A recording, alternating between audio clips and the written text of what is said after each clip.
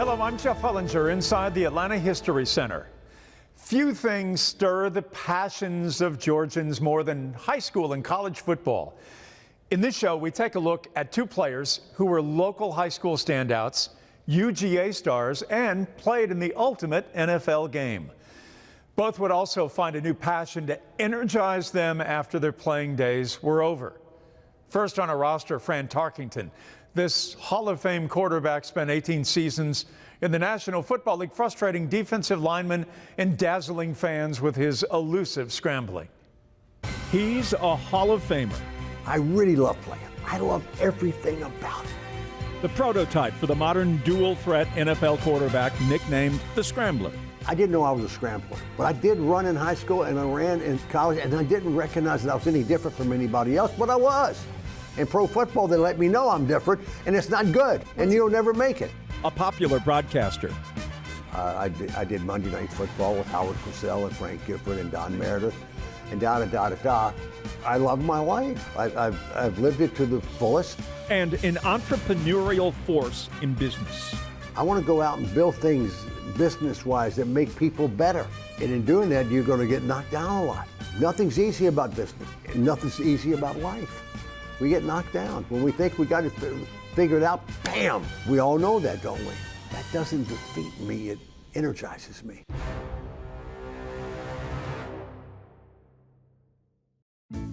Francis Asbury Tarkenton was born February 3rd, 1940 in Richmond, Virginia. His father, a minister, his mother, an educator. Tarkenton discovered early in life that he had a nose for business. His first, delivering groceries from the local market to his neighbors at age 5.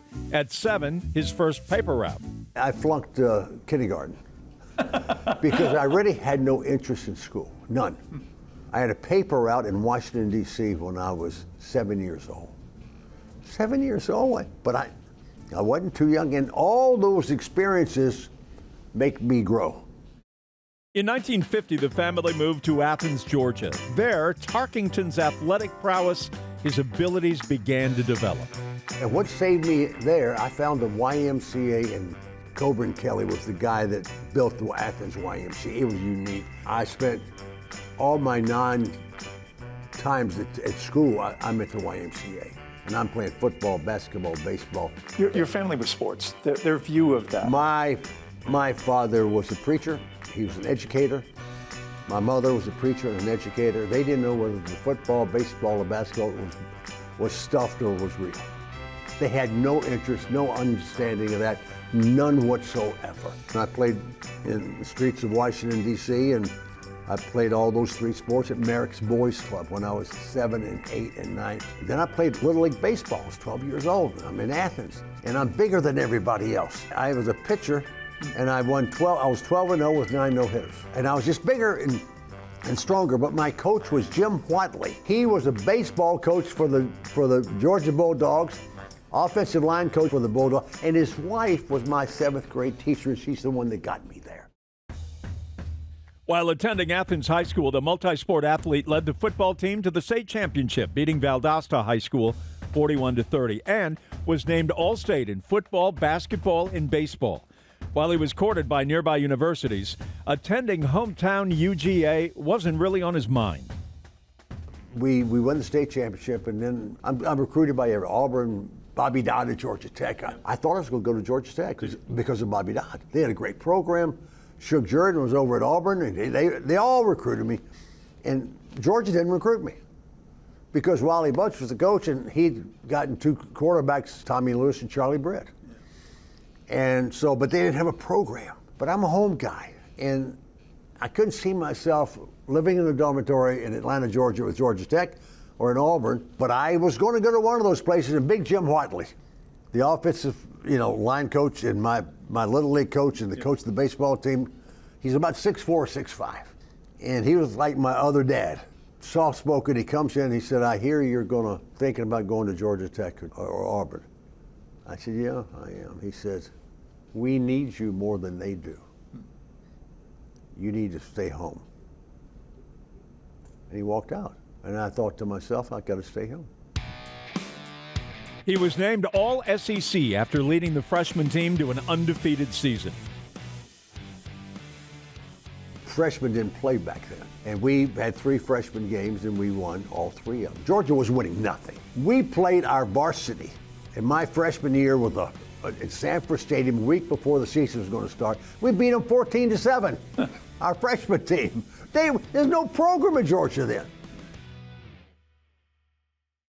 Frustrated by being redshirted, the freshman still found a way to make his mark in the first varsity game of 1958 against Texas. I'm hitting Coach Butts. I said, put me in. I can do this. I can do this. We got to score some points. Oh.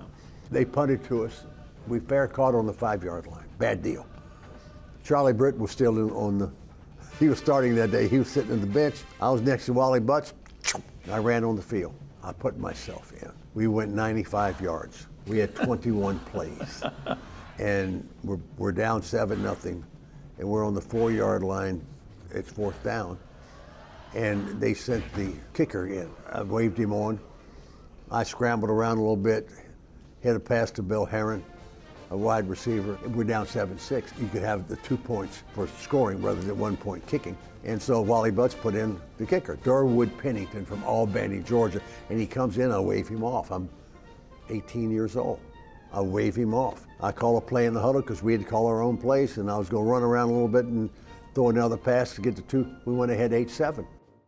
In 1959, when he finally made the varsity squad, he led the Bulldogs to a 10-1 record and the SEC championship, and helped them to a 1960 Orange Bowl victory. After graduating with a business degree in 1961, Tarkington was drafted by the NFL's newest expansion team, the Minnesota Vikings. Like his first game of Georgia, he would come off the bench and lead the Vikings to an upset victory over the dominant Chicago Bears. Here I'm there on the expansion team, and the expansion team had never won a game. And so we're going to open up against the Chicago Bears, monsters of the Midways. George Halas is the founder of the National Football League. He got all the good players. And so we're 28-point underdogs. And I was supposed to start the game. Brad, are you going to start the game? But then get to the game, he said, I got this other guy, George Shaw, who's a veteran. We got him in there. I need to give him a shot of it. So I don't start it. I don't go into the first quarter. I was not happy. And I had 21 years old. I had words with Van Brocklin. And I went out and I played 3 quarters. This is back when we didn't have 2 wide receivers. We had a quarterback, two running backs, and a foot. We ran the ball. We played him, and we beat him 37-13. I completed 17 and 21 passes for 245 yards. I threw for 4 touchdowns. Still remember it. And I ran for another one. Still remember. I got a big picture of that. He would play for the Vikings for the next 5 seasons, making the Pro Bowl in 1964 and 1965. And nobody made any money. You know, I paid $12,500 my first year. My last year was $180,000, the highest paid player. And nobody else worked in my profession, and the players didn't work. We didn't make any money, but I worked. And working at a young age, I learned how to be a business guy. First by working during the off-season for a trucking company in 1962, and then with a series of his own businesses, including a fast food restaurant chain and a performance business management company. Every off-season, I worked, and I started 24 businesses. In 1966, Tarkington had had enough of the volatile Vikings head coach Norm Van Brocklin. He demanded to be traded. He was a terrible guy, just a terrible guy. So the Falcons had come into the league. The Vikings played the Falcons.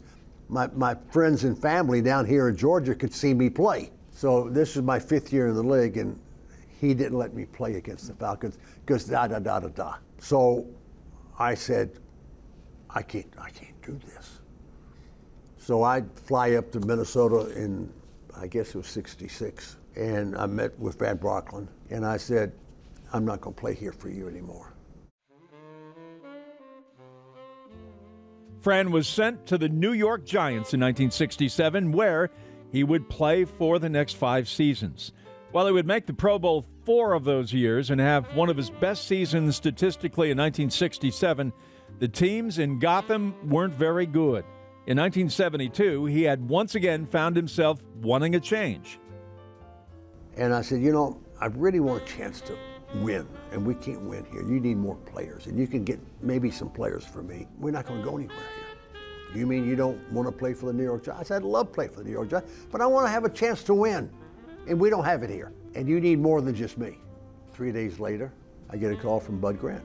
I didn't know who Bud Grant was. He said, how would you like to come back? He didn't know me, and I didn't know him. I said, come back to Minnesota? I never thought about that, but I'd like that. For the next 7 seasons, the Scrambler would be considered one of the best in the league, with 3 Pro Bowl nods and winning the MVP award and the NFC Player of the Year in 1975. The Vikings would dominate the NFC Central Division, winning 6 divisional titles. He would lead them to the 1974, 75, and 77 Super Bowls, losing all 3, something that Tarkington takes responsibility for, deservedly or not. We had beaten great teams to get to the Super Bowl in the 3 Super Bowls I played in. Back then, we didn't know much about Super Bowls. Keep in mind, I think the Super Bowls I played in were 7, 8, and 10, maybe, something in that era. In the season, we played a game every week. But when you win your division championship to go to the Super Bowl, you have 2 weeks to prepare. Bud, in his own way, he did it different from everybody else, and he did it great. But he said, boys, go home, enjoy your family, come back here next Sunday. We're going to leave here. We can practice football the next week. But go enjoy yourself, come back Sunday. We'll fly to wherever we're playing, L.A., Dallas, and Houston. And so I didn't think of anything. He was the coach. But the worst thing, I put in the offense. But that week, I'm back here in Atlanta. I don't put in the offense. We were not prepared. And we didn't have a chance in any one of the 3 Super Bowls. The teams that beat us, we beat them before and after. I remember. But we weren't prepared. It was a great lesson for me, understanding that if you're not prepared, you're not going to perform like you should. At the end of the 1978 season, Fran Tarkenton called it a career. After 18 seasons, he left the NFL with records in pass attempts, completions, passing yards, and quarterback wins. The Scrambler also had the most rushing yards by a quarterback, scoring at least 1 running touchdown in 16 of his 18 seasons. For all of his success, Tarkenton says he never looks back. I haven't been to a Viking game in 15 years. When I left, I left. My life didn't finish then. I was just getting started. Yeah. I don't go to Georgia to watch games 60 miles away. I watch them both. I love the Dogs, I love the Vikings, but I don't go to the games. I watch it on television. I've got too many things to do that I want to do. I want to go out and change the world. Well, you're always at the forefront of something, whether it's as a player, one of the first mobile quarterbacks, or you were one of the first waves of pro football players to make it into the world of entertainment and broadcasting, which is now commonplace now. Well, the broadcasting, when you play, it's the game, which is you win or lose after 60 minutes. I'm up in the broadcast booth, nice catch, nice run, oh, good tackle. I had nothing in the game. It didn't matter who won or lost. I didn't like that. Yeah. So I quit after 4 years. I just quit. I did That's Incredible, and I did That's Incredible, which was a real good success because I wanted to have money there, which I made a lot of money doing those television shows and doing Monday Night Football, so I could invest in my businesses. In 1986, he was inducted into the Pro Football Hall of Fame. Throughout the 80s, he continued to create and run his businesses, everything from computer software, funding small business startups, and creating Tarkington Financial, a boutique insurance marketing company. And here I am at 85. I'm in my office, starting new companies, probably old companies. We're out trying to be relevant and do things that make a difference, and then people pay us for that, and I have a good lifestyle. The Scrambler still moving at a frantic pace, refusing to slow down or to be brought down. And I see you light up talking about the businesses in a way that you probably felt about playing in the NFL. Oh, every bit, yeah. This is just as exciting for me as that. And because every day is a new day, and some days you get knocked down. Things don't go right. Somebody, did something wrong. And to make businesses continue to work, boy, you've got to, like life, you got to keep getting better and better and better and better. Do you ever wake up and say to yourself, look, I've had this remarkable generational life here in the United States.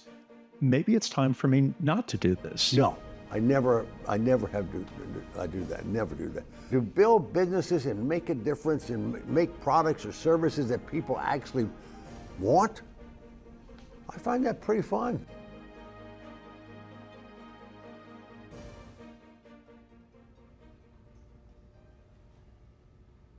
For Georgia Legends, I'm Jeff Hullinger.